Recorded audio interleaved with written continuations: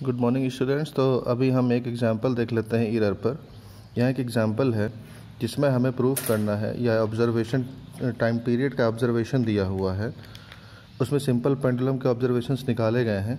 तो time period ये आया है 2.63, 2.56, 2.42, 2.71 एंड 2.80।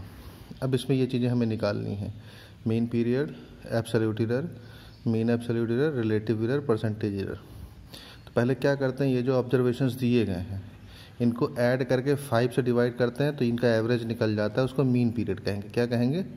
Mean period. और ये जो मीन पीरियड होता है यही ट्रू वैल्यू होती है। अगर आपको अलग अलग ऑब्जर्वेशन दिए हैं तो ट्रू वैल्यू कैसे निकालेंगे, इन सब का मीन निकाल देते हैं। ठीक है, तो ये हमारा ट्रू वैल्यू आ गई। अगर एब्सोल्यूट एरर निकालना है तो हर एक ऑब्जर्वेशन का अलग अलग एब्सोल्यूट एरर निकलता है। ये जो वैल्यू आई है इसका और पहले मेजरमेंट का डिफरेंस निकाल दें तो पहला एब्सोल्यूट एरर आ जाएगा। जो ट्रू वैल्यू आई है इसका और दूसरे ऑब्जर्वेशन का डिफरेंस निकाल दें तो दूसरा एब्सोल्यूट एरर आ जाएगा। इसी तरह से हम हर एक ऑब्जर्वेशन का एब्सोल्यूट एरर निकाल सकते हैं।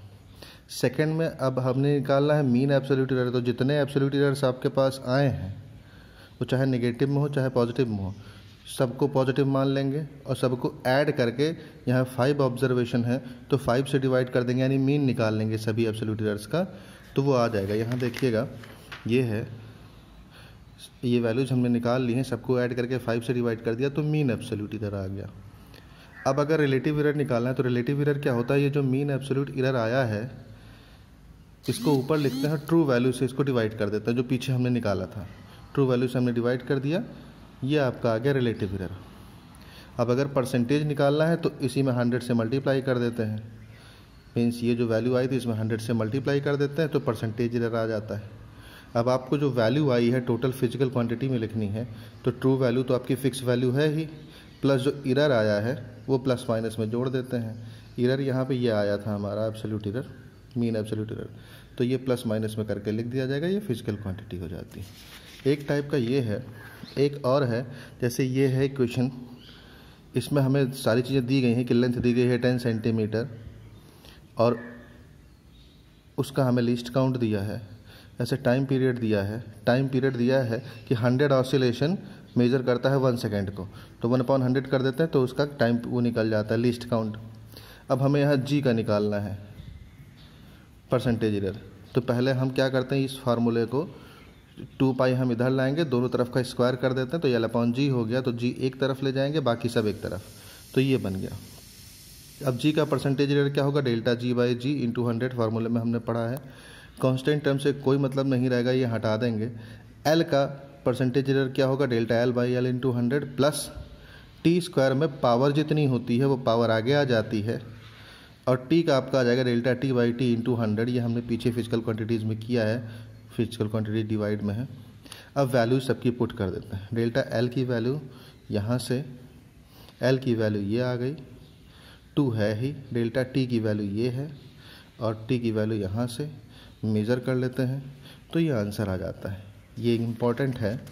और थर्ड आपके पास एक इस तरह से क्वेश्चन है, तो इसका हमें परसेंटेज एरर सबका दिया हुआ अलग अलग कि ABCD का परसेंटेज एरर 1, 3, 4 और 2% है। तो ये क्वेश्चन है, तो पहले इसको हम बनाते हैं।